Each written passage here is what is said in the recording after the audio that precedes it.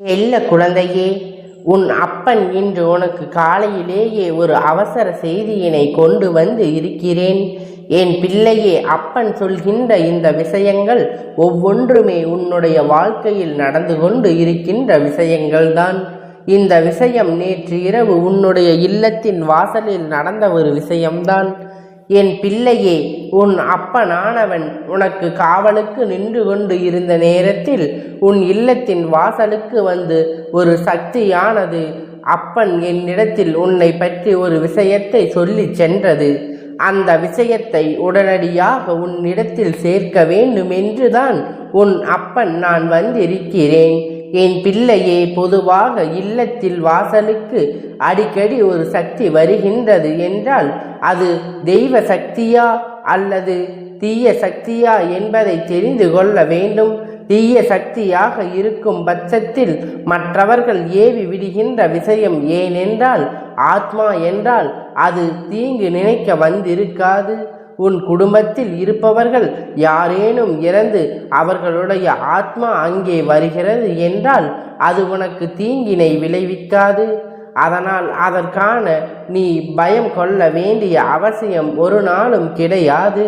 அதே நேரத்தில் மற்றவர்கள் அனுப்பிய செய்வினை, பில்லி, ஏவல், சூனியம் என்று ஏதேனும் இருக்கும் பட்சத்தில் அவர்கள் மற்றவர்களால் செய்யப்பட்ட விஷயங்கள் என்றால் என் தங்கம், அது போன்ற விஷயங்களில் இருந்து மட்டும்தான் நீ சற்று பயப்பட வேண்டும்.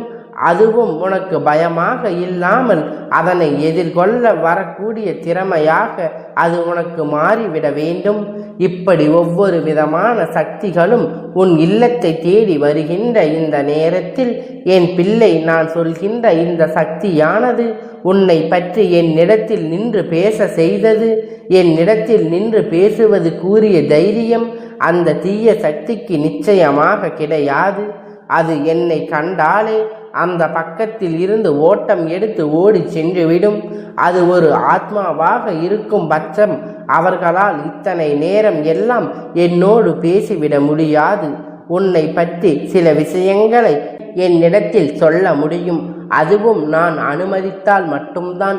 அதனால் நேற்று இரவு உன் இல்லத்தின் வாசலுக்கு வந்து சென்ற சக்தியால் அவர்கள் என்னிடத்தில் என்ன சொன்னார்கள் என்பதனை நான் உனக்கு சொல்கின்றேன். இதிலிருந்து ஒரு விஷயத்தை நீ புரிந்து கொள்வாய். இல்லத்தில் வாசலுக்கு வந்து செல்வது நிச்சயமாக தீய சக்தியாக இருக்காது, ஒரு ஆத்மாவும் கிடையாது. என் பிள்ளை, அவர்கள் நிச்சயமாக வருகின்றார்கள் என்பது உண்மை. ஆனால் நேற்று இரவு நான் கண்ட சக்தியானது உனக்கு இப்பொழுது தெரிவித்து விட்டேன். ஏனென்றால் நிச்சயமாக என் குழந்தை, நீ மன மகிழ்ச்சி அடையத்தான் செய்வாய். உன்னை காயப்படுத்துகின்ற விதமாக எதுவுமே உன் வாழ்க்கையில் நடக்கவில்லை என்பதை முதலில் நீ புரிந்து கொள். என் பிள்ளையே, உன் வாழ்க்கையில் நடக்கின்ற ஒவ்வொரு விஷயங்களுக்கு பின்னாலும் ஏதோ ஒரு வகையில் உனக்கான கஷ்டங்கள் வரத்தான் செய்கின்றது என்றால் கண்ணீருக்கும் உனக்கும் பதில் தருவதற்காகத்தான் அந்த சக்தி உன்னுடைய இல்லத்தை தேடி வந்தது. அது மட்டுமல்லாமல் இந்த சக்தி உன் மீது இருக்கின்ற அன்பு, இந்த அப்பன் நான் வைத்திருக்கின்ற அன்பினை விட அளவு பெரியது. அப்பன் இப்படி சொல்கின்றேன் என்றால் நிச்சயம் அந்த சக்தி உன் இல்லத்தின் வாசலுக்கு வந்து செல்வது எந்த ஒரு தவறும் இல்லை என்று தானே நீ நினைப்பாய்.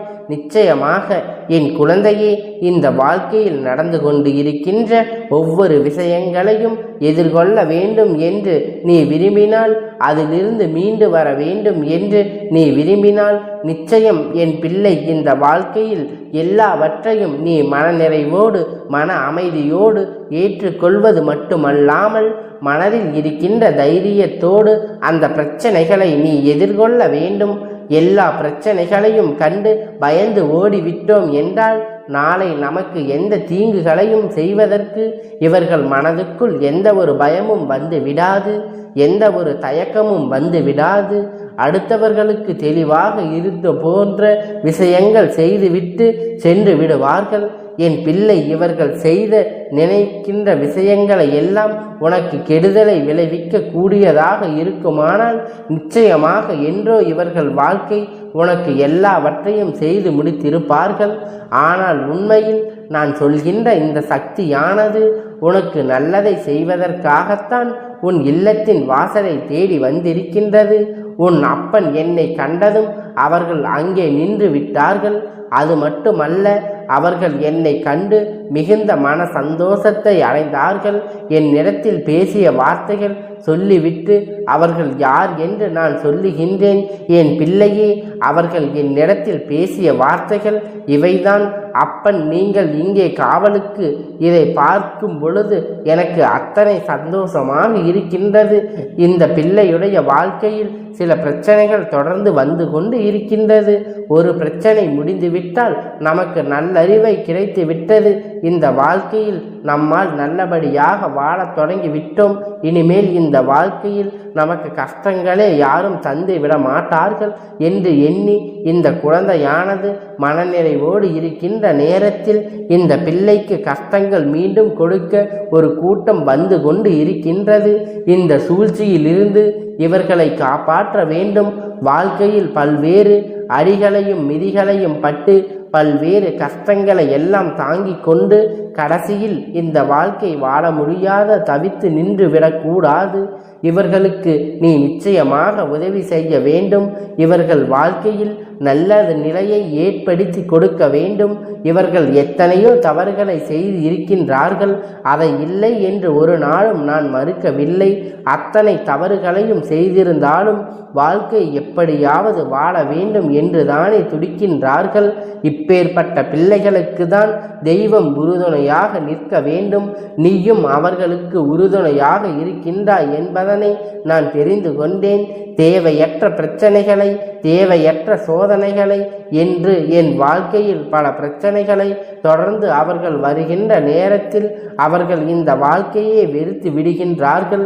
செய்யாத தவறுக்கு தண்டனை கிடைப்பது போல நம் செய்யாத விஷயங்களை எல்லாம் நமக்கு கெடுதல் நடக்கின்றதே என்று எண்ணி அவர்கள் மிகுந்த மனவேதனை அடைகின்றார்கள். அப்பன் தவறு செய்தால் பிள்ளைகளுக்கு ஒரு நாளும் தண்டனை கிடைத்துவிடக்கூடாது, தவறுகள் செய்யக்கூடாது என்று நினைப்பார்களுக்கு ஒரு நாளும் பிரச்சனை வந்துவிடக்கூடாது. இந்த பிள்ளைகள் இரண்டையுமே கலந்து மனதுக்குள் தெய்வத்தின் மீது நம்பிக்கை கொண்டு நம் எப்பொழுதும் நம் நிலையில் இருந்து தவறக்கூடாது, எந்த தவறும் யாருக்கும் செய்யக்கூடாது என்று நினைத்து வாழ்ந்து கொண்டு இருக்கின்றார்கள். இவர்களுக்கு இந்த நிலை நாம் மாற்றிவிட வேண்டும். அதை அவர்களுக்கு செய்து கொடுக்கத்தான். ஆனால் உன்னை இங்கு கண்ட பிறகு எனக்கு அத்தனை மன மகிழ்ச்சி. அதனால் நீ ஒருவரை இதனை செய்து முடித்து விடுவாய் என்கின்ற நம்பிக்கையில் நான் இப்பொழுது செல்கின்றேன். நிச்சயமாக நான் இங்கு இருக்கின்றது வேறு எங்கும் செல்ல போவது கிடையாது. இவர்களுக்கு எப்பொழுதும் நான் காவலாக இருக்கத்தான் செய்வேன். இருந்தாலும் நீ அவர்களுக்கு உன்னுடைய பேச்சினை தினமும் கேட்டுக்கொண்டு இருக்கின்றார்கள்.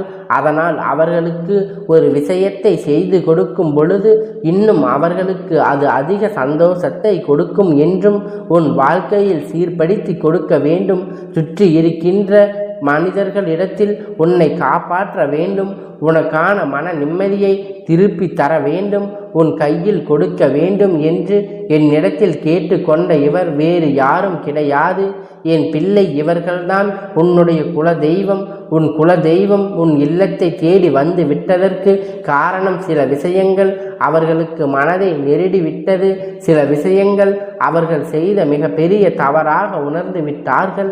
இனிமேலும் இந்த வாழ்க்கையில் உனக்கு எந்த விதத்திலும் கெடுதல் நினைக்க விடக்கூடாது என்று அவர்கள் ஓடி வந்திருக்கின்றார்கள்.